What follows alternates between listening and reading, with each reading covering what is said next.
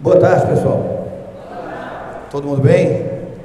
Eu tô igual Tim Maia, eu preciso do retorno. Então, assim, o retorno meu, que eu não sei se para vocês tá bom. Se estiver alto, eu abaixo. Se estiver baixo, a gente grita um pouquinho mais. Tá bom para quem tá aí no fundo? Tranquilo? Tá ouvindo, belezinha? Aqui na frente? Tá cansando não, né? Porque ao contrário de Divan, que fala 3 minutos e já cansa, eu se deixar 2 horas e vai embora, né? Bom, inicialmente, pessoal, eu quero agradecer o convite, mais uma vez, né? Eu tenho a honra e o privilégio de ser convidado frequentemente por vocês, o pessoal da CEMIG, Copasa, o Instituto Federal, a GBS. O ano passado, salvo engano, ou 2015, não me lembro ao certo, nós estivemos aqui, nessa época, foi lá no auditório do IFET, e para mim é uma honra muito grande. E quando o Gilvan fez contato comigo, me fazendo o convite, eu falei assim, ó, você determina a data, você determina a hora, você determina o tema, o resto eu me viro, porque por vocês, por minha família CEMIG, eu faço qualquer coisa, eu ajusto meus horários, eu me viro, não preocupa com isso não, porque é realmente uma honra muito grande. Embora o evento seja hoje unificado, mas quando eu aprendi a conhecer CIPAT, a gente fazia sozinhos, né? Só CEMIG, às vezes empreiteira junto, e eu sempre fui muito envolvido com essas questões de CIPAT, segurança do trabalho, eu sempre gostei de participar. Na época, a minha participação era um pouco mais técnica, hoje ela é um pouco jurídica, em razão da minha formação, da minha atuação, mas não deixa de ser uma honra. Gilvan, no início, perguntou para mim aqui sobre o currículo, aí eu falei, não precisa ler esse tanto de coisa aí não, a gente coloca para conhecer, mas para mim, nesse momento que eu estou aqui, a parte mais importante do meu currículo é que todos saibam que eu fui funcionário dessa empresa por 18 anos, e grande parte do que eu sou como profissional hoje, eu devo a tudo que aprendi nela, e como a empresa não são paredes, não são muros, o que eu aprendi foi com cada um de vocês que está aqui presente. Disse isso ano passado, tenho orgulho de dizer novamente, a parte mais bonita que eu tenho no meu currículo é saber que eu fui aprendiz de todos os eletricistas que estão aqui.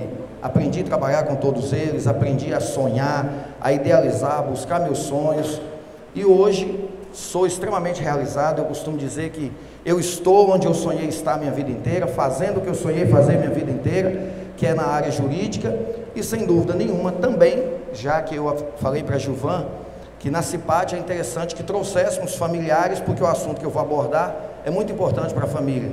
Então eu fiz questão de trazer a representante da minha família também, que é minha esposa, sem a qual com certeza eu não estaria aqui, não tenho dúvida nenhuma disso, porque tudo que sou foi com o apoio incondicional da minha esposa, inclusive na decisão de pedir demissão da empresa em 2010, quando eu resolvi ir em busca dos meus sonhos, que era a advocacia criminal. Feitas essas considerações iniciais, nos foi proposto uma conversa bem despretensiosa com Gilvan, qual tema que nós abordaríamos, para que não ficasse aquela coisa maçante, repetitiva, que já fizemos outras vezes, responsabilidade civil e criminal nos acidentes de trânsito, responsabilidade civil e criminal nos acidentes de trabalho. Existem outros temas surgindo de muita relevância e que, penso eu, mesmo porque como professor na faculdade eu tenho visto muito pouco explorado. É bem provável que grande parte do que nós vamos falar aqui hoje, muitos de vocês ou não sabem ou nunca ouviram falar, ou se sabem, sabem mais ou menos, mas a culpa não é de vocês, a culpa é porque hoje são poucas as empresas, para se ter uma noção, eu nunca fui convidado para uma empresa para falar disso, e sempre que sou convidado por uma empresa, os temas são sempre os mesmos, mas esse, que é o uso de redes sociais, para mim é muito relevante e tem sido pouco explicado, pouco explorado e apresentado para vocês. Para você ter uma ideia de como que eu devo começar a falar disso para vocês, eu sou professor de Direito Penal e Processo Penal, uma matéria que grande parte dos alunos se apaixona nos primeiros contatos que tem, que é uma matéria instigante, mas normalmente eu sofro todos os preconceitos da sociedade. Isso é inevitável, eu aprendi a lidar com isso. Quando eu me apresento como advogado criminalista para o pai de um aluno, eu deixei de ser o professor legal, gente boa. Eu era um professor legal, gente boa, enquanto o aluno chegava em casa e falava: eu assisti uma aula de um professor, gostei muito, a aula foi muito legal e não sei o quê. Mas a hora que eu falo para o pai que eu sou criminalista, sempre vem a pergunta: ah, então, assim, você defende bandido? Eu vou dizer: é exatamente isso que eu sei fazer. Não saberia fazer coisa melhor, defendo bandido. Agora, quando me dão a oportunidade de explicar, igual aconteceu com a minha mãe, que a minha mãe falou assim: meu filho, mas eu sonhei tanto assim, eu vejo você, eu acho tão bacana, mas você vai ficar defendendo bandido? Aí eu tenho que virar para minha mãe, para ela eu tenho a liberdade de dizer, né? E hoje eu faço isso em sala de aula. Eu falo com os meus alunos: não chega em casa e fala com seu pai assim: pai, eu tive uma aula de processo penal. Não fala isso não, porque seu pai vai virar para você e vai assim: mas minha filha, eu sonhei tanto que você fizesse direito, mas você vai gostar justo dessa área que mexe com bandido? Isso eu ouço todos os dias na faculdade. E aí eu falo na faculdade o que eu falo para minha mãe: sou defensor de bandido. O problema é o conceito do que é bandido para você. Esse é o problema não é eu ser defensor, é o conceito que você tem de bandido. E aí minha mãe: ah, você quer ver assim, porque, por exemplo, até onde eu conheço a senhora é bandida. Aí vem a lição de moral. Eu estava: não, calma que eu vou explicar. Bandido é quem comete crime, não é, mãe? É. Crime, no direito, é um fato típico, ilícito e culpável. Tá lá, o que significa isso? É aquilo que a lei falou que é crime. Se a lei falou que é crime e você faz, você é bandido. Precisando, eu estarei pronto para te defender. Esse é meu papel, é o que eu tenho aprendido a fazer minha vida inteira. Mas por que eu digo isso? Porque hoje, às vezes até, e creio eu que na maioria das vezes, por falta de conhecimento, nós praticamos crimes o tempo inteiro. Só que há um estudo da USP, Universidade de São Paulo, bem antigo, que demonstra o seguinte: para a sociedade em geral, todas as vezes que eu falo assim, fulano cometeu um crime, dentre vocês, 9 em cada 10 pensaram furto, roubo, estupro e homicídio. Quando eu disse fulano cometeu um crime, se alguém pensou um crime que não foi um desses que eu falei, levanta a mão para mim. Percebem? Unanimidade. Todos pensaram furto, roubo, estupro e homicídio. É lógico que eu não estou diante de uma plateia homicida, estupradora e ladrona.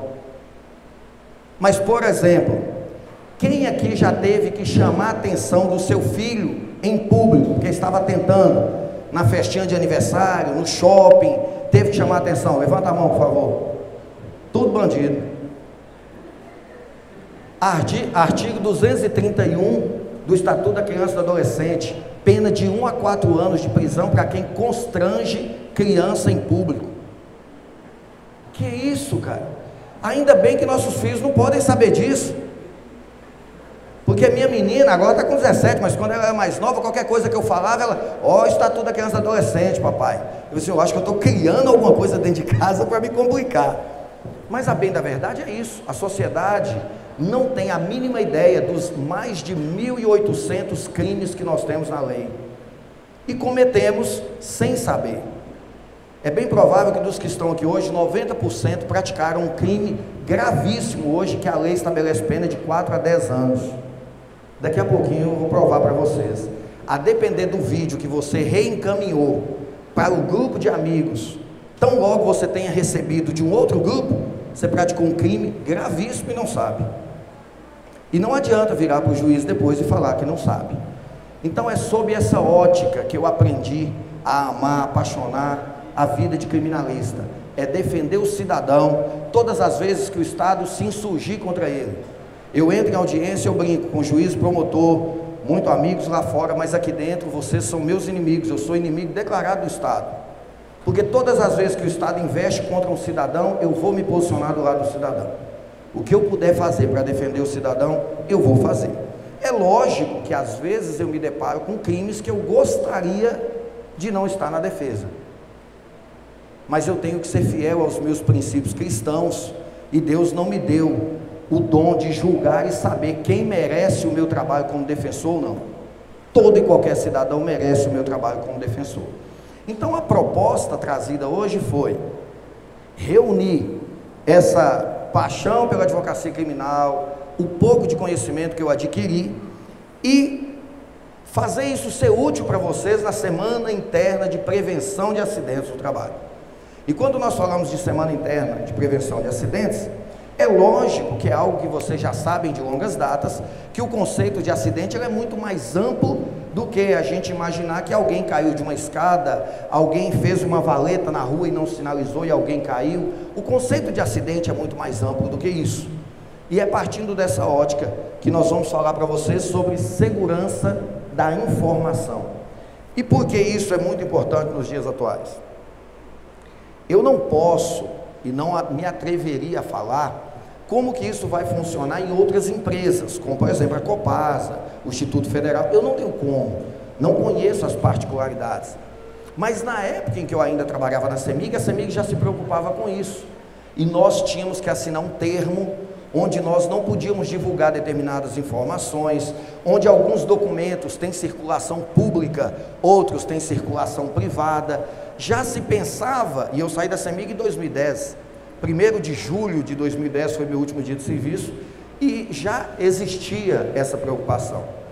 Pois bem, o grande detalhe é que com a evolução dos meios de comunicação, com a evolução da internet, nós estamos mais sujeitos a praticar determinadas condutas sem ter a mínima ideia que estamos praticando. E eu conversava com o Gilvan, falei, Gilvan, é o momento oportuno de talvez os pais trazerem os filhos, e eu vejo daqui que alguns fizeram isso. E aí falando diretamente para os adolescentes e as crianças que estão presentes. Quando eu digo cometer crime, eu estou partindo do princípio que a pessoa que praticou o ato tem mais de 18 anos. Mas se ela tiver menos de 18, ela também pratica, só que não é crime. Chama ato infracional. E a depender da gravidade do seu ato infracional, você vai ficar internado num centro de recuperação do menor. Mas existe algo um pouco pior do que isso. Pior do que ficar internado é você saber que a sua vida ética e moral está manchada para o resto dos seus dias. Você que é jovem, você que ainda não alcançou a maioridade e que imagina fazer concursos, se você pratica um ato infracional, é bem possível que mais da metade dos concursos públicos você não consiga mais ser aprovado, porque você não vai passar no processo de investigação social. Você não é uma pessoa de conduta ilibada para estar presente nos quadros de servidores públicos de determinada instituição. Quando a pessoa tem 18 anos e comete um crime, aí a gravidade ela é maior, porque dificilmente você vai ser preso por alguns crimes que eu vou comentar aqui. A depender da pena, você não vai ser preso. Eu poderia te assustar falando dos honorários de um advogado criminalista, mas é provável que também você não vai se assustar com isso. Mas se eu te falar que todas as suas chances de passar num concurso público foram por água abaixo, talvez isso te assuste.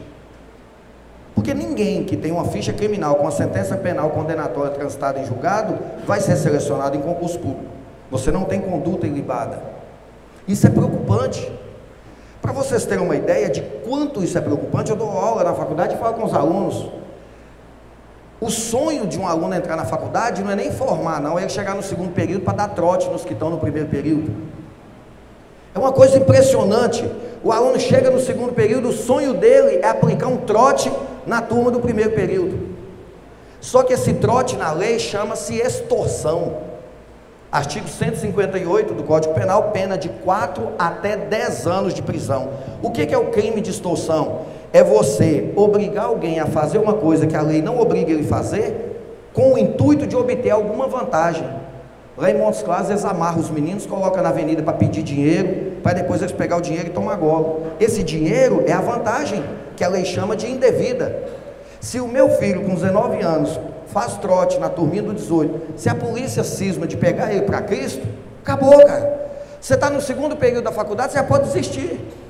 Você já sujou seu nome, não tem mais por que fazer. Você vai fazer faculdade de Direito, no segundo período você já tem passagem na polícia. Condenado por extorsão, a pena de 4 anos, a mínima. Então são crimes que a gente convive no dia a dia achando que está tudo normal. E aí você, mas eu nunca vi ninguém ser preso por isso. Eu também nunca tinha visto tanta coisa nesse país. Eu recebi uma piadinha aqui mais cedo e eu sou obrigado a brincar com ela, não tem como. Né? Porque colocou lá, Eike Batista está preso, Joesley Batista está preso, Wesley Batista está preso. Diz que Amado Batista tem uma semana que não dorme, está morrendo de medo. Se Amado Batista está com medo, você imagina Edmilson Batista.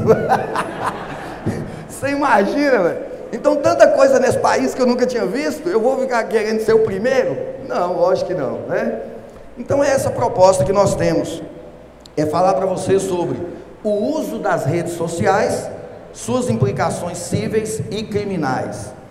No primeiro momento, eu quero ser mais breve nos conceitos, para deixar para o último momento o que há de mais interessante, mostrar para vocês como que a gente faz uma investigação no seu celular, no seu computador, e descobre que você mandou um e-mail, descobre que você armazenou uma foto de uma menor nua. Como que a polícia consegue chegar a essas informações? Nós vamos mostrar para vocês hoje, e talvez seja mais interessante. Mas antes disso eu quero brincar com isso ali.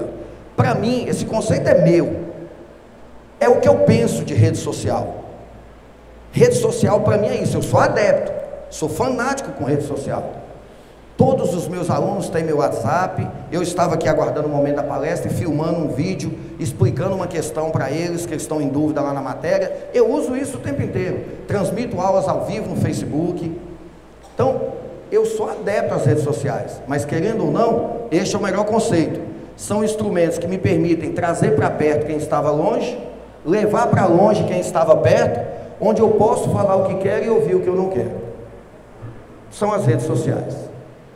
É lógico que cada um usa da forma que melhor lhe convier, mas infelizmente alguns têm usado de forma incorreta. E aí a gente fala da responsabilidade civil e criminal. Só para ficar claro, todas as vezes que eu falo de responsabilidade civil, eu estou falando de indenização, eu estou falando de dinheiro, estou falando de indenizar por dano material, por dano moral. Não estou falando de prisão. Não há possibilidade de falar responsabilidade civil e falar de prisão. Agora, quando eu falo de responsabilidade penal, eu posso estar falando de dinheiro, uma prestação pecuniária, por exemplo.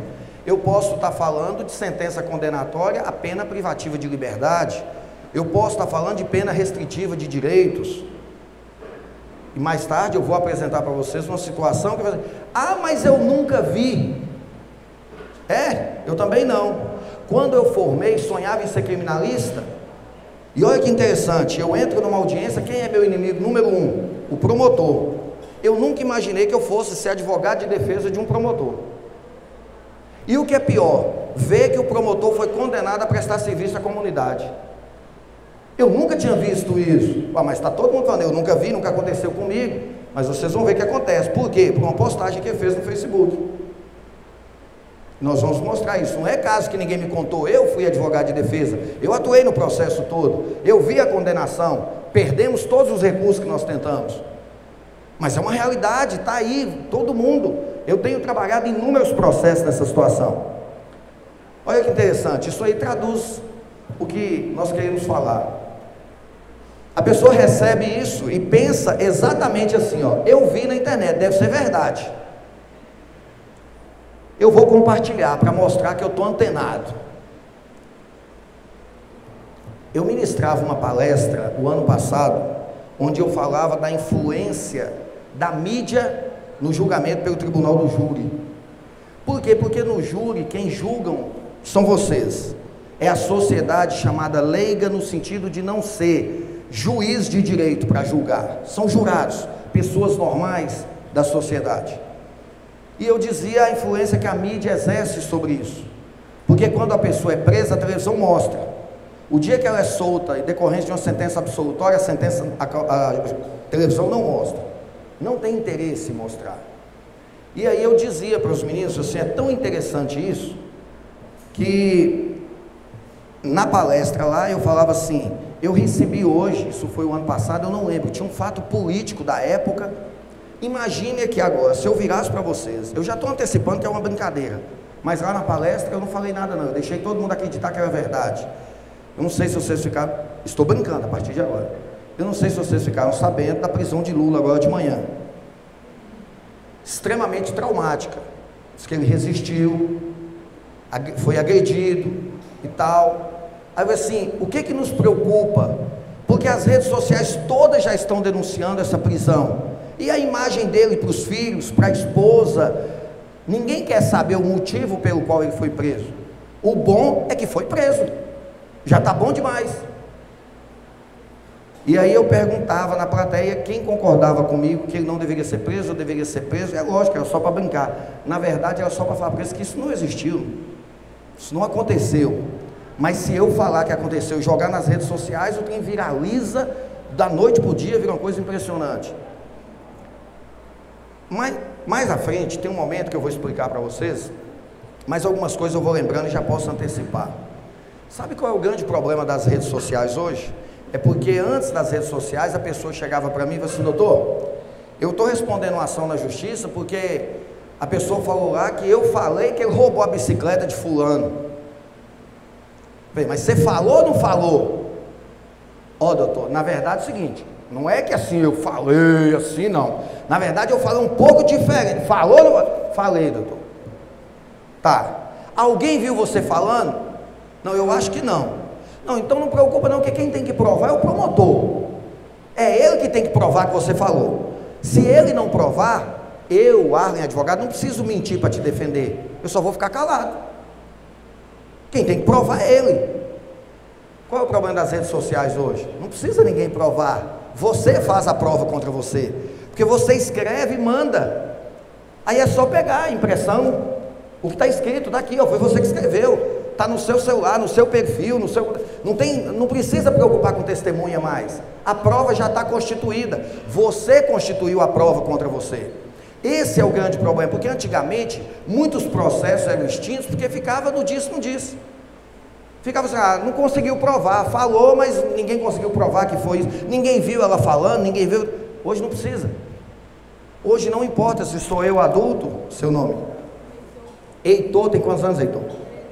10? 13? Virar para o rapaz de 13 anos, perguntar se ele tem 10, ele dá vontade de ir na canela. Se estiver jogando bola, ele me dá vontade, eu tenho certeza. Ele sonhou tanto de chegar nesses 13 anos, a pessoa perguntar se ele tem 10, né? Então, não pode. Chega para o meu menino de 8 anos, pergunta se tem 6, ele fecha a cara na hora. Olha só, Heitor tem 13 anos, se ele for lá na internet e postar, não adianta depois o pai dele levar testemunha falando que não adianta, cara, tá lá, você escreveu, responsabiliza por isso, e seu pai não vai para a cadeia porque você fez errado.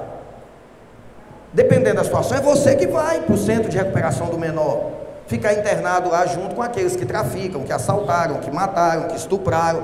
Ah, mas eu só postei, mas é crime do mesmo jeito. Então os nossos jovens precisam entender isso, porque hoje a certeza da prova é inconteste. Onde que a gente imaginava que uma autoridade pública ia ser processada, mas não tem prova contra ele? Como que não tem? Pois o computador dele foi apreendido e está lá as mensagens todas. E agora, ele vai falar que não foi ele? Como? Não tem como. Aí a gente começa só rapidamente para ver que tudo está previsto na lei. Eu não vou falar nada aqui que é invenção. O artigo 186 do Código Civil fala: aquele que por ação ou omissão voluntária, negligência ou imprudência, violar direito e causar dano a outrem, comete ato ilícito. E aí, outro artigo diz: quem comete ato ilícito e causar dano, fica obrigado a indenizar. É a lei, está claro. Eu só tenho que provar que você causou dano à minha pessoa. Aí nós temos um problema, porque muitos falam assim: mas e o meu direito de manifestar? Eu não tenho o direito de falar? Eu não conheço todas as leis, professor, mas eu sei que na Constituição fala que é livre a manifestação de pensamento, sendo vedado o anonimato. Verdade? Agora o problema é o limite da manifestação de pensamento e o limite da ilicitude. Quando que você está apenas manifestando a sua opinião, e é a liberdade de expressão sua, ou quando que você está praticando um crime? Esse é o detalhe, e que nós adultos talvez saibamos diferenciar, mas os jovens, as crianças não sabem. Olha só, O Código Civil traz o que a gente chama de direitos da personalidade, aqueles direitos que são inerentes a nós enquanto pessoa, a minha imagem, o meu nome, a minha voz, a minha composição musical, os meus direitos inerentes à minha pessoa. Sem autorização não se pode usar nome alheio em propaganda comercial. Imagine você abra uma livraria de direito em Januária, coloque o meu nome escrito assim: o professor Arlen só indica livros dessa livraria. Você vai ter que me pagar uma indenização por isso, meu amigo. Você usou meu nome indevidamente. Agora, se você combinou isso comigo, me pagou por isso, beleza. Isso aí todo mundo conhece, são os contratos publicitários. Neymar fazendo propaganda, de qualquer coisa que Neymar fizer propaganda, vende. É o contrato publicitário dele. Olha ali que bacana. Salvo se autorizadas, e é interessante aquele outro detalhe, ou se necessárias a administração da justiça ou manutenção da ordem pública, por isso que pode divulgar a imagem de um criminoso na internet, na televisão. Por que pode divulgar sem perguntar para ele? Necessárias à administração da justiça ou à manutenção da ordem pública.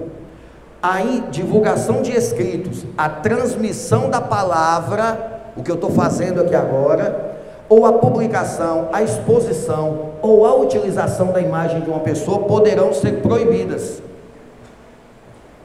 Para se ter uma ideia, as redes de televisão respondem inúmeros processos por violação ao direito de imagem em razão desse artigo. Imaginem vocês se alguém gravar o que eu estou falando aqui agora e colocar numa rádio aí depois, na televisão, na rua, no carro de som, mostrar para a família. Pode. Sabe por que pode? Porque o que a lei e a Constituição veda é a violação da minha vida privada. A minha vida pública não pertence a mim. A partir do momento que eu falei em público, aquilo que sai da minha boca é de domínio público. Todos podem usar, porque senão eu ia conversar só com o Gilvan lá na sala dele, com portas fechadas. Se eu me dispus a vir a público, significa que o que eu falo é domínio público. Mas qual é o problema? Quem estiver fotografando ou filmando o evento, enquanto faz a tomada da minha imagem pública, é uma coisa. Agora imaginem o meu feixe estivesse aberto, igual eu acabei de abrir agora, mas vocês não vão ver nada aqui não, pode ficar tranquilo. E o cinegrafista do evento pega a imagem só do meu feixe aberto, esquece todo mundo aqui, pega só a minha imagem aqui agora. E ele usa essa imagem ou para denegrir a minha honra, ou para ganhar dinheiro. É lógico que isso não vai ser permitido. Aí por que eu estou dizendo isso? Tem um fato muito curioso na Globo. Todas as vezes que a Globo está transmitindo futebol, a Globo faz captação de imagem da arquibancada. E às vezes foca a imagem numa pessoa. E em uma dessas imagens, o narrador, que era Kleber Machado, enalteceu uma cena. Olha que coisa linda, o casal apaixonado no estádio de futebol. E a câmera pegou o casal. O problema é que aquela não era a esposa.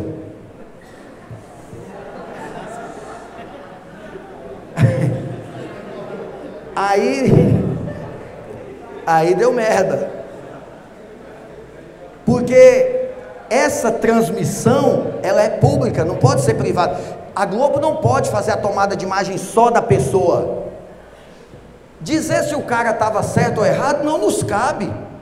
Isso é um princípio moral dele, não nosso. Mas que era ilegal, era, e a Globo teve que indenizá-lo por isso, pelos danos que causou a ele.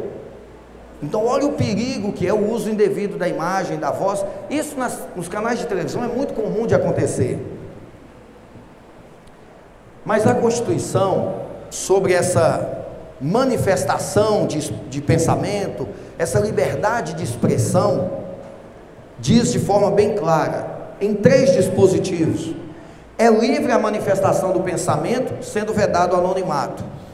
Antes de continuar, é interessante eu explicar isso para vocês. Todos nós podemos expressar o que pensamos, mas eu tenho que assinar embaixo, que foi eu que falei.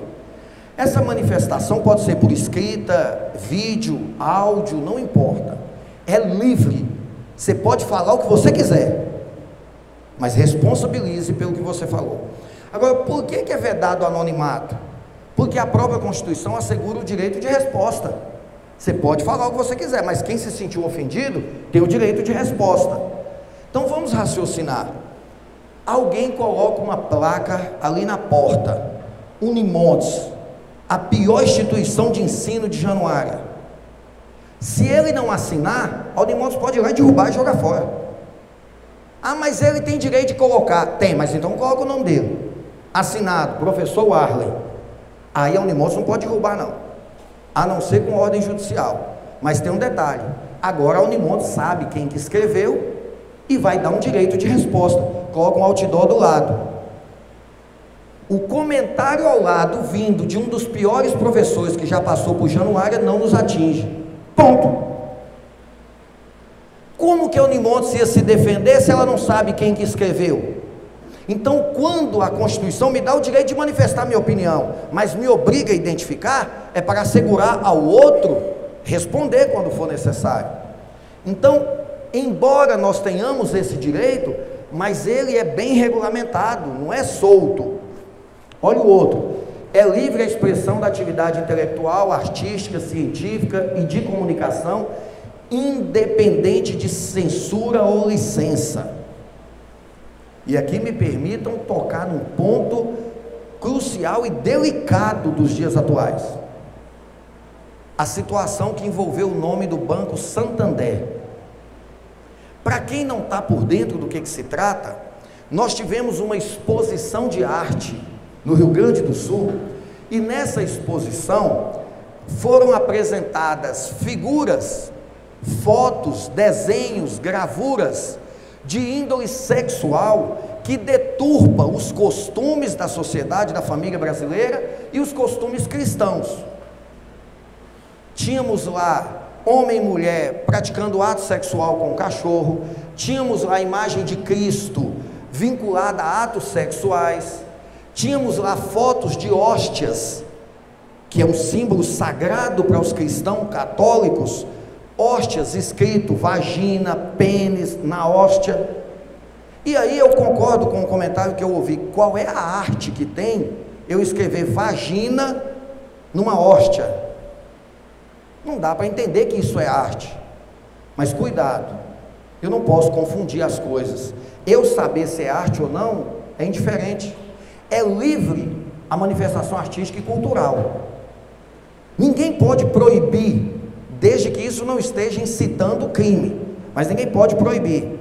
Agora, nós como cidadãos somos sábios e podemos optar por não sermos clientes da empresa que patrocina esse tipo de situação. Porque vejam bem, imaginem vocês que eu resolva montar em Januária, com perdão da palavra, um prostíbulo e contratar várias mulheres para prestarem favores sexuais para quem quiser ir lá. Pode nenhum de vocês concordar com isso? Ótimo. Alguém está obrigando você a ir lá? Não, é só você não ir. Se eu depender do seu dinheiro, eu vou morrer de fome. Mas você não pode me proibir de montar uma boate e colocar mulher pelada para dançar. É isso que a Constituição está falando. Por quê? Porque não é porque eu sou cristão que eu tenho que obrigar que todos sejam. Eu acho horroroso o cara vincular a imagem de Cristo a índoles sexuais, porque os meus valores cristãos e familiares não me permitem isso. Mas para uma pessoa que é ateu, o que é a imagem de Cristo para ele? Nada. Eu preciso respeitar isso, embora eu não seja obrigado a conviver com essa pessoa, a gostar dessa pessoa. É muito diferente uma situação da outra. Então a Constituição coloca isso, e vocês vão entender daqui a pouco por que eu estou chamando a atenção para esse detalhe. Você pode não concordar com a imagem na internet, mas você não tem o direito de ir lá e comentar denegrindo essa imagem. E aí quando você faz isso, aí recai sobre você Um grande problema que nós vamos falar daqui a pouco. É assegurados a todos o acesso à informação, resguardados o sigilo da fonte, quando necessário ao exercício profissional. Eu só estou falando isso aqui para chamar um detalhe. Muitas informações são divulgadas, assim, é direito de todos ter acesso à informação. Sim, mas você é jornalista? Você exerce a profissão de jornalismo? Se exerce, essa informação tem índole jornalística? No slide anterior eu dizia a dificuldade que temos de separar o ilícito da liberdade de expressão. Eu criei 3 exemplos para mostrar para vocês. Eu coloquei aqui 3 situações hipotéticas, as 3 estão sendo inventadas, eu inventei as 3, tá? Para não ficar parecendo que... Hipótese 1, a realidade está lá em cima, os alunos estão insatisfeitos com o resultado obtido na prova do professor Warley. Essa é a realidade. Liberdade de expressão, é direito do aluno ir nas redes sociais e escrever. Nós precisamos tomar uma providência, vamos levar o assunto até a coordenação e pedir uma solução, não somos obrigados. Eu fui ofendido? O professor Warley foi ofendido ali? A instituição foi ofendida? Não. O aluno se manifestou? Manifestou, é direito dele, ele não é obrigado a ficar calado, não. Beleza. Mas o desavisado, que extrapola a liberdade de expressão e comete um ato ilícito, posta de forma diferente. Não vamos aceitar isso. Esse professor está achando que somos os clientes dele? Não sabe dar aula, pede para sair. Não tem competência, deixa a vaga para outro. Careca, sem noção. Basicamente foi a mesma coisa. A insatisfação dos alunos.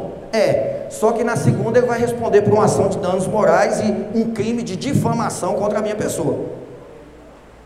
E um crime de injúria, porque quando ele me chama de careca sem noção, ele está ofendendo minha autoestima, eu estou me achando um cara bonitão, e ele fez ali no sentido que eu sou feio, acabado.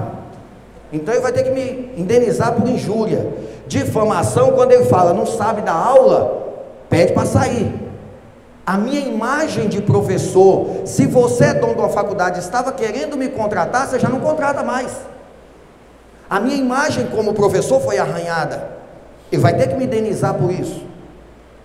Olha a diferença, olha outra situação muito comum. A realidade é essa: cliente consome alimento estragado em restaurante. Isso já aconteceu com todos nós. Dificilmente nós teremos alguém aqui que nunca passou por uma situação dessa. Você vai num restaurante e consome alimento estragado. Onde que é a sua liberdade de expressão? Quando você posta na internet a falta que faz uma vigilância sanitária em nossa cidade, como não há fiscalização, vendem o que querem, do jeito que querem. Você manifestou sua opinião? Sim. Sua liberdade de expressão foi resguardada? Sim. Mas o pior que alguns fazem é desse jeito, ó.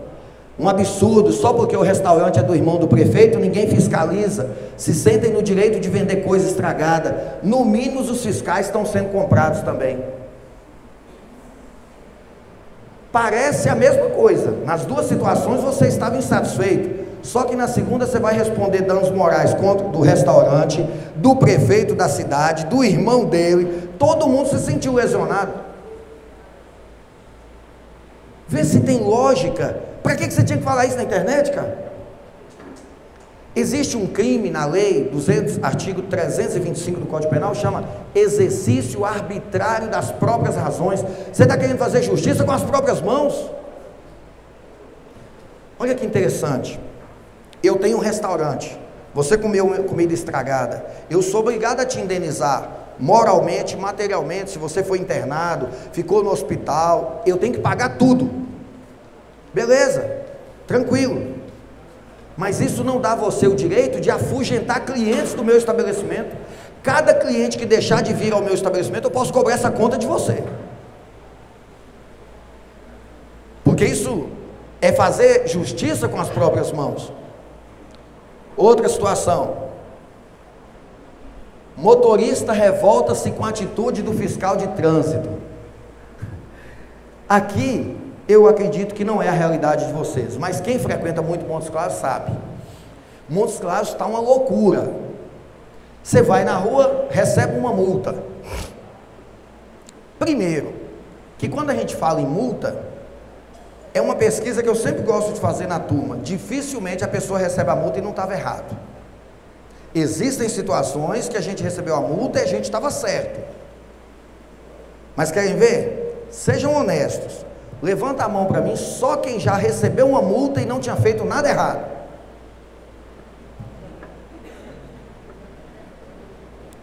Você sabe o que é a multa? A multa é um desaforo, cara, você não aguenta. Você estaciona, mas é só rapidinho. Quando eu vou ali na farmácia, meu amigo, estacionou no lugar onde não podia estacionar, é multa. Aí o cara vai, xinga o agente de trânsito e vira... Olha ali, a hipótese é essa, o motorista ficou revoltado com a multa. Ele vai e posta na internet: o despreparo das pessoas para exercerem função pública devia ser fiscalizada também. Perfeito. É a liberdade de expressão dele, ele pode se expressar. Ele ofendeu alguém ali, alguma pessoa em específico, ele está cobrando da administração pública, é direito dele, ele é cidadão. Mas o desavisado vai lá e posta: colocaram um analfabeto para ser guardinha de merda, dá nisso, a indústria da multa para garantir dinheiro para as próximas eleições. Aí não é só liberdade de expressão, aí você extrapolou, aí você ofendeu o guarda, você cometeu crime de injúria, difamação contra servidor público. Essa é a diferença entre... Mas eu tenho o direito de me manifestar? Tem, mas te manifestar não te dá o direito de ofender as pessoas. Eu posso virar e falar assim: da próxima vez que me chamar para vir a Januário ministrar uma palestra, eu vou cobrar um ar-condicionado portátil. Tá, eu posso ser taxado de antipático, mas eu não ofendi ninguém. Agora, se eu virar, vai ser aquele bosta daquele Gilvan, quando me chamar para vir aqui, o que Gilvan tem a ver com isso, cara? Aí eu estou deixando a minha insatisfação para ofender a pessoa. E é isso que as pessoas fazem. Olha ali, alguns casos, vocês me perdoem, a letra está pequenininha, mas é porque eu não quis recortar a decisão do tribunal.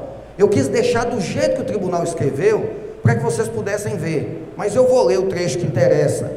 Eu expliquei a teoria, eu quero mostrar para vocês na prática como acontece. Olha lá: ação de indenização por danos morais, publicação de mensagem em rede social, conteúdo certo e preciso, ultrapassagem do direito de expressar, fato que atinge o direito à honra e à imagem, dano moral caracterizado. Sendo constatado conteúdo abusivo de manifestações publicadas em redes sociais, há que se reconhecer a prevalência dos direitos fundamentais da personalidade em detrimento da liberdade de expressão. Alguém foi condenado porque postou alguma coisa na internet. Olha o detalhe. Aqui não vai ter. Ali embaixo fala... Ah não, não tem nessa não. Essa indenização foi de 10 mil reais. A outra eu vou mostrar, tem um valor também. Ah, é pouco. Quem de nós aqui hoje queria ser condenado a pagar um outro 10 mil porque eu falei na rede social? Postei alguma coisa na rede social, 10 mil reais.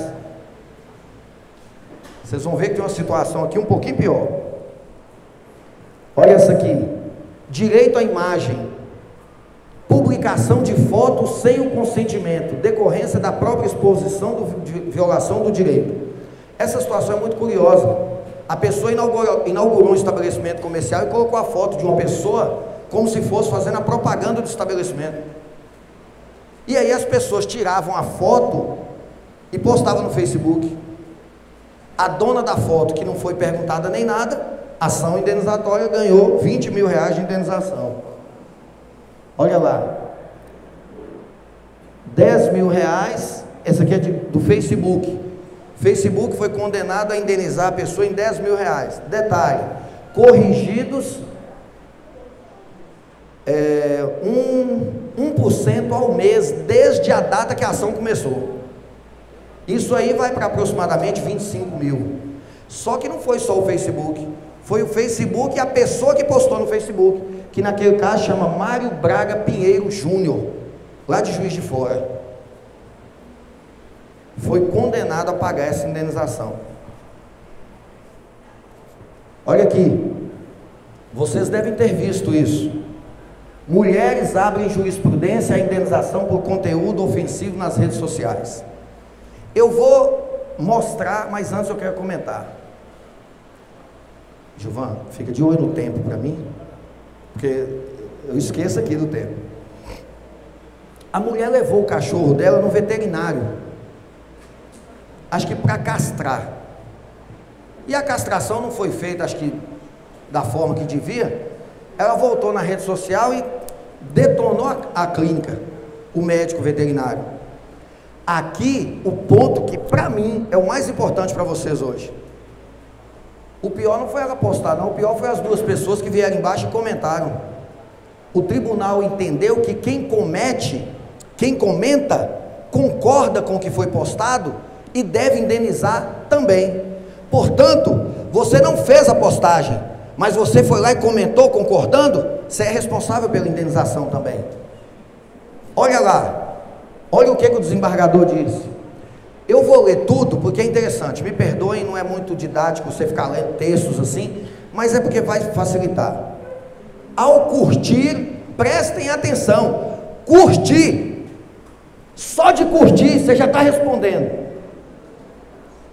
Ao curtir ou compartilhar algo no Facebook, o usuário mostra que concorda com aquilo que está ajudando a divulgar. Levando esse fato em consideração, o Tribunal de Justiça de São Paulo incluiu os replicadores de conteúdo em uma sentença, fazendo com que cada um seja condenado junto com quem criou a postagem.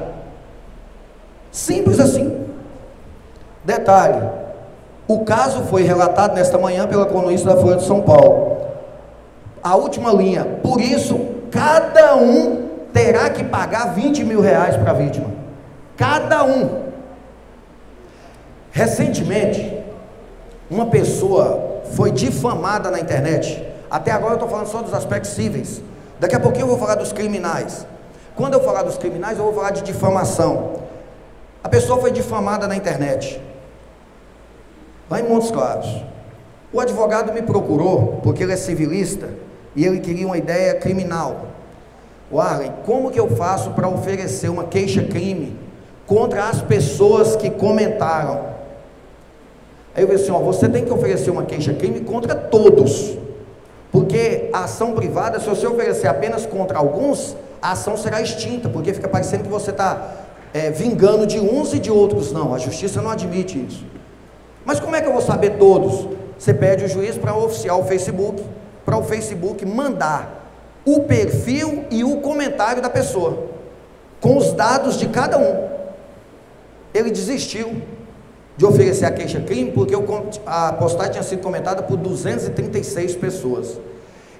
O Facebook informou os dados das 236 pessoas para o juiz. Era só copiar, colar na petição e mandar para a delegacia. Estavam todos respondendo por crime.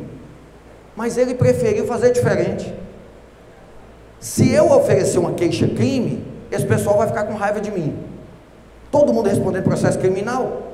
Mas poderia.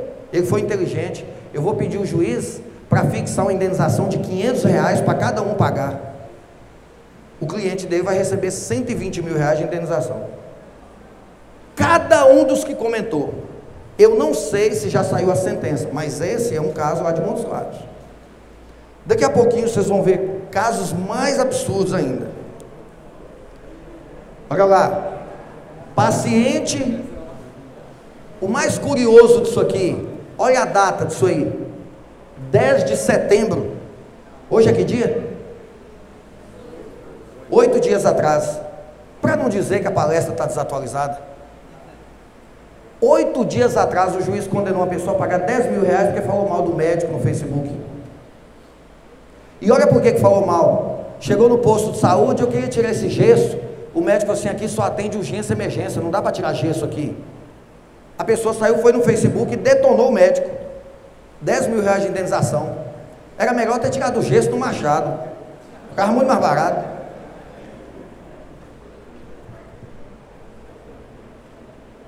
Agora, a criminal. Criminal Tem um fato curioso que a maioria das pessoas confundem. É muito comum eu ter clientes que chegam no escritório e falam assim: ô doutor, o pessoal está me defamando aí na rua, está me defamando. O que é defamar? É difamar. E não é difamar, é caluniar. Não, mas nesse caso não é caluniar, é injuriar. Vixe, são 3 crimes. O que é caluniar? Aqui não é sala de aula do curso de Direito, mas fica a dica. Eu falo para os meus alunos: calúnia começa com C, de crime. Todas as vezes que a pessoa fala que você praticou um crime, é calúnia. A pena é alta. Mas só que não é assim: ah, você é ladrão de bicicleta. Não. Tem que falar que você praticou um crime. O Arlen furtou a bicicleta de Gilvan. Aí sim, se eu não tiver furtado, quem falou isso vai responder por crime. Difamação é o contrário. Difamação é eu falar da sua fama. Difama. O que é fama? É o que a sociedade pensa a meu respeito. Não é o que eu penso de mim, é o que a sociedade pensa de mim. Então, partindo-se dessa ótica, tudo que vocês falarem ofendendo a honra da pessoa frente ao que a sociedade fala, é crime de difamação. Por exemplo, é um eletricistazinho vagabundo, moço, aquele que veio aqui, difamação. Você está ofendendo a honra da pessoa. E aí algo que é muito curioso e que as pessoas não sabem. Imaginem que, vou usar Daniel como exemplo, tem certeza que ele não vai ficar com raiva não? Imagine que Daniel seja mal pagador, seda branca. Não sei se aqui usa esse termo, mas quando eu morava em Manga, chamava assim, seda branca. Se ele for de verdade seda branca, ainda assim você não tem o direito de falar dele na internet. Aí você fala, o juiz condena você a indenizar ele, você, doutor, mas peraí, ele está me devendo, ele não me paga, e eu é que ainda tenho que indenizar ele? É, porque se ele está te devendo, entra com ação na justiça, não é sair falando mal dele na internet que vai resolver, não. Esse é o problema que a maioria das pessoas não pensam. A difamação independe se o assunto é verdade ou mentira. Tem uma determinada moça que faz programa. Ô professor, o que é fazer programa? É a mulher que cobra dinheiro para namorar. Se ela faz ou não faz, não importa. Se você falar isso dela, você está denegrindo a imagem dela frente à sociedade. Você vai ter que indenizá-la. Não importa o que ela faz na vida dela. E as pessoas confundem porque acham, não, mas o que eu falei é verdade. E daí? Você ofendeu a imagem da pessoa do mesmo jeito. Só que tem um detalhe. Olha ali embaixo o que fala. Na mesma pena incorre quem, sabendo que é falsa a imputação, a propala ou divulga. Isso no caso de calúnia. Porque na calúnia, se o fato for verdade, você não comete crime. Mas se o fato é falso, comete quem postou e quem comentou. Está lá. Quem compartilhou principalmente. A difamação independe se é verdade. Por quê? Difamar alguém imputando-lhe fato ofensivo à sua reputação. Não importa se é verdade, está ofendendo a reputação da pessoa, é crime. A injúria é diferente. A injúria é muito comum nas escolas. E aí, se nós tivermos aí um público direcionado à educação, tomem cuidado. Eu posso até pensar que determinado aluno tem a capacidade cognitiva inferior aos demais, mas eu não posso falar isso para ele. Você é burro? Você não aprende, não? Injúria. Sabe por que é injúria? Uma dica: a injúria começa com IN, de íntimo. E aí eu mato os alunos de zoeira dentro da sala de aula. É quando alguém te machuca por dentro. Os alunos não gostam muito quando eu brinco assim. Isso é injúria. Alguém ofendeu a sua autoestima, ofendeu aquilo que você pensava de você mesmo. É quando o vagabundo do aluno me chama de careca. Eu estava achando que eu estava matando a pau. Bonitão, eu me disse, careca. Eu achei que era bonito. É daqui que surge o termo da injúria racial, que é diferente do racismo. O racismo, se eu virasse aqui indeterminadamente e virasse e falasse assim: quem for negro, por favor, saia da sala que eu não ministro palestra para negro. Isso é racismo. Agora, o que acontece no futebol, e a televisão erra todas as vezes que aparece, não é racismo, aquilo é injúria racial. É quando eu uso a raça da pessoa para ofender a autoestima dele. Se eu pego uma banana e ofereço para Daniel Alves, eu não estou falando que eu não gosto de negro. Eu estou querendo usar a raça de Daniel Alves para desconcentrá-lo no futebol. Então eu estou usando a raça dele para ferir a autoestima dele. Isso é injúria racial, não é racismo. E a televisão comete esse erro com muita frequência. Vamos para frente. Aqui um crime que passou a vigorar há pouco tempo. Isso em 2012 para cá. Vocês devem se lembrar que invadiram os computadores de Carolina Dickmann e roubaram as fotos e divulgaram. Depois daquele fato, está ali previsto na lei, é crime você invadir dispositivo eletrônico de alguém e subtrair imagens. Sabe o que é isso aqui? Quando a pessoa acha um programinha na internet, vai e fala para os colegas: eu achei um programinha na internet que é bom demais, eu vou te mostrar. Esse programinha permite você invadir o computador de alguém? Crime. Direito penal, pena, condenação. Gente, não olha o crime não, olha só a pena. Olha o tamanho da pena. De 4 a 8 anos de reclusão. Se o juiz der 4 anos e 1 dia, você já tem que dormir na cela. Trabalha durante o dia e vai à noite para a cela, sem choro nem vela. Qual é o crime? Produzir, nós não produzimos, mas nós reproduzimos. O que é reproduzir? Dirigir, fotografar, filmar ou registrar, por qualquer meio, cena de sexo explícito ou pornográfica envolvendo criança ou adolescente.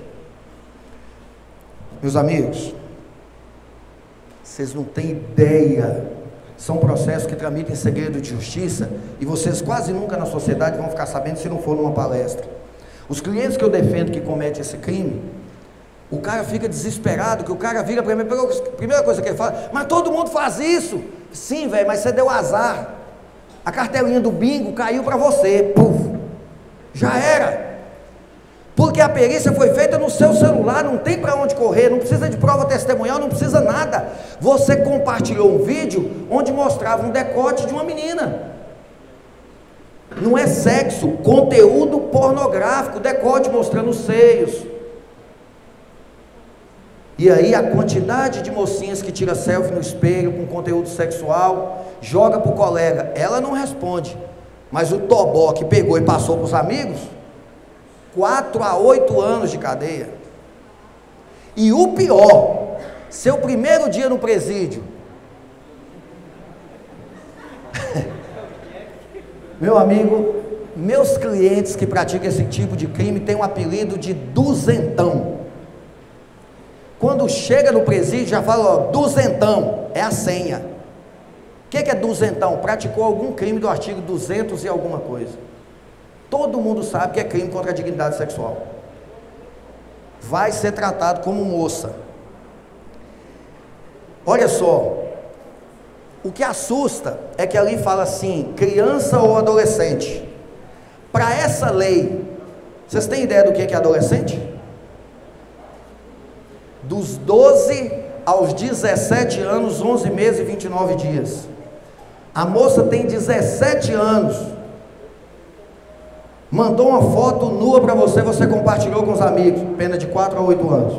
Se o seu celular cair na mão da polícia, você está encrencado. E daqui a pouco eu vou mostrar para você que se o seu celular não cair, nós vamos descobrir de outra forma. Vocês vão prestar atenção, daqui a pouquinho vocês vão ver.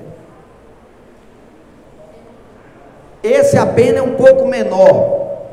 Trocar, disponibilizar, transmitir, distribuir, publicar, divulgar por qualquer meio. Qualquer meio. Pendrive, se ainda existir disquete na face da terra, não importa, qualquer meio. Fotografia, vídeo que contenha sexo, cena de sexo explícito, pornográfico envolvendo criança ou adolescente. Outro, adquirir, possuir. Por favor, faça uma gentileza, saindo daqui, dá uma geral na galeria do seu celular, porque provavelmente você está armazenar fotografia ou vídeo que envolva menor. de 1 a 4 anos.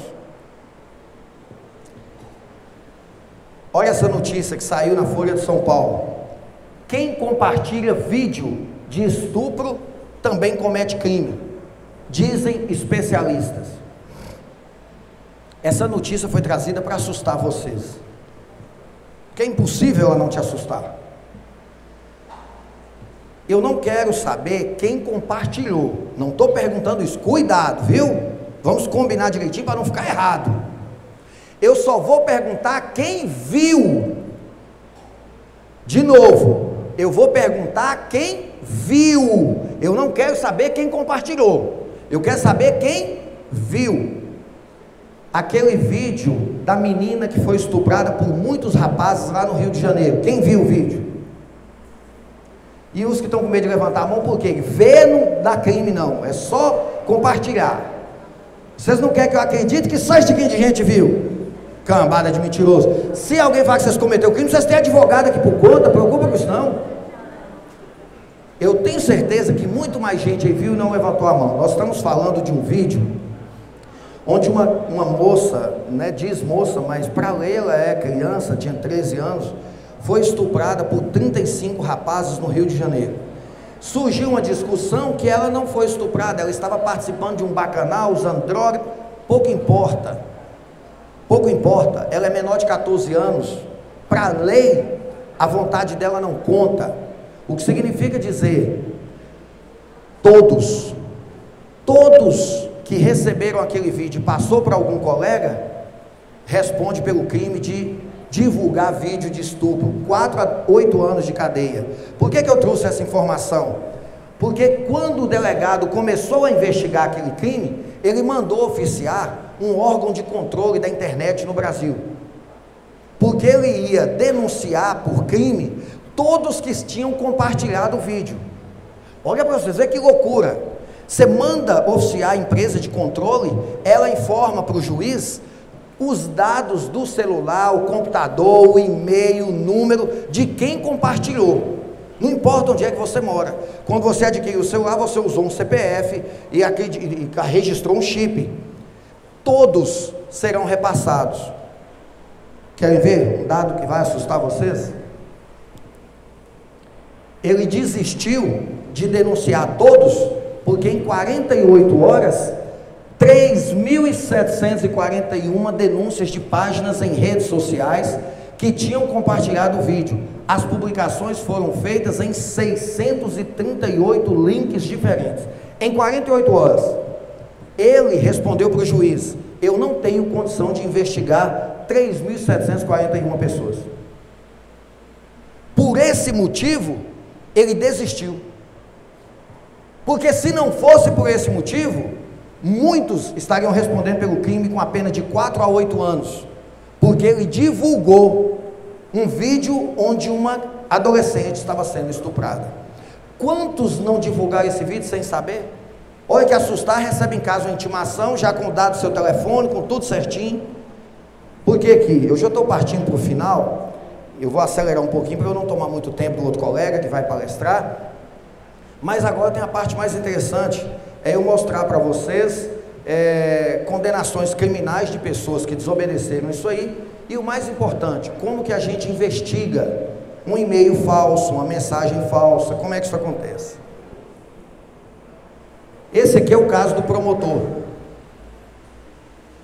Esse processo eu trabalhei nele, não é ninguém que me contou, foi eu que fui advogado de defesa do promotor, e ele postou no Facebook uma insatisfação dele com uma decisão que o tribunal deu, e ele colocou que os desembargadores do tribunal eram tudo safado, levou uma chapuletada na orelha. Olha lá, diz-se que o inconformismo do querelado ultrapassou as raias da normalidade, demonstrando não apenas a sua insatisfação com a decisão que não foi favorável a ele, à época, como também deliberada e propositadamente denegriu a imagem e reputação dos querelantes, que é os desembargadores, bem como o poder que a maioria dele representa, o judiciário mineiro. Ele postou no Facebook que aquela decisão dos desembargadores era coisa de gente safado. Olha só que curioso, gente. Ele foi condenado a 1 ano e 5 meses de detenção. Promotor de justiça. Isso agora. A sentença dele saiu agora em 2015. Eu recorri para o STJ, já perdi no STJ e estou acreditando que não devo ganhar no STF também. Por quê? Porque isso aí já está pacífico. Ofendeu a honra da pessoa na internet, está lascado, cara. E aqui, os desembargadores não pediram a indenização dele, não. Porque o desembargador não está preocupado com indenização, não.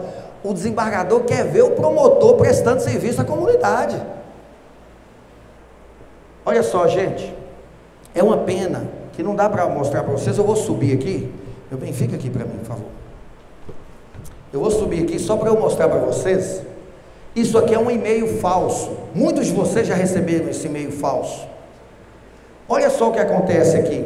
A pessoa mandou um e-mail para outra, mas você não consegue identificar quem é o remetente. Será? Não consegue o cidadão comum. Mas isso na justiça, passa o próximo slide. A Microsoft informou que esse e-mail utilizou esses IPs. Aqui é um IP de computador, aqui é a data. Isso aqui a Microsoft informou bastando uma ordem judicial. Mas como que eu vou saber quem é isso? Passa. Eu analiso esse IP em um site específico de uso exclusivo de autoridades, Ministério Público, Judiciário, Polícia. Aí vem aqui, ó, o endereço do IP, o código, localização, todos os dados. Aí aqui fala qual foi o provedor de internet. Se eu usei meu celular aqui agora, a Vivo. Se você usou usando a Mastercard, a não sei o que, a Vox, a UOL, não importa. Qual o provedor de internet? Passa. Aí esse programa me informa isso. Eu mando, nesse caso era um Net Virtua. Ele deve informar por ordem judicial os dados cadastrais do usuário daquele IP. Ó, esse IP aqui está registrado em nome de Warlen Freire Barbosa, na rua tal, assim, assim, assim, assim. Simples assim. Isso é uma questão de uma semana. Não precisa investigar muito. Mas aí tem um outro detalhe. Passa. Esse é mais engraçado. Muitos de vocês já receberam esse e-mail. É um e-mail que vem falando que seu nome está na Receita Federal, que você deve ligar no número tal para confirmar, deve responder, preencher o formulário. Vem sempre um símbolo da Polícia Federal ou da Justiça aqui e tal. Você está sabendo que é fraude. Você recebeu o e-mail, aí você não faz nada, isso não vai dar nada mesmo. Olha como é que a polícia trata esses e-mails. Segue. Eu tenho aqui o endereço de e-mail, remetente. No 2 e no 3 eu tenho um arquivo de foto com extensão JPG.